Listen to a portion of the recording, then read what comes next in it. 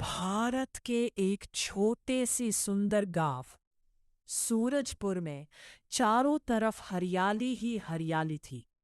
खेतों में लहराती फसलें, पेड़ों पर चहचहाते पक्षी और मिट्टी की मीठी खुशबू उस गांव की पहचान थी। गांव के बीचों बीच एक बहुत पुराना बरगद का पेड़ था। लोग कहते थे कि वो पेड़ सैकड़ों साल पुराना है और गांव की खुशियों का रक्षक है। उसी गांव में 12 साल का एक लड़का रहता था, अर्जुन। अर्जुन बहुत ही मेहनती, दयालु और जिज्ञासु था। उसकी आंखों में बड़े सपने थे, लेकिन उसका परिवार गरीब था।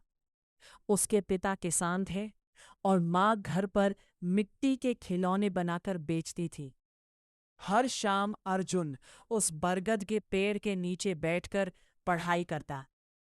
उसे लगता था कि उस पेड़ के पास बैठने से मन को शांति मिलती है।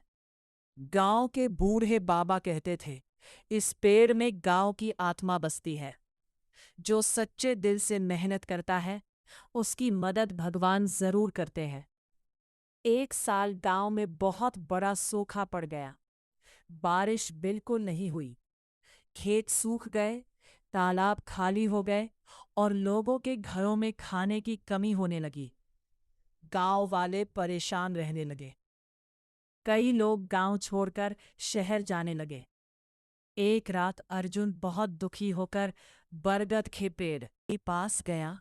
उसने उदास होकर पेड़ से कहा, हे पेड़ देवता, मुझे कोई रास्ता दिखाओ ताकि मेरा गांव बच सके।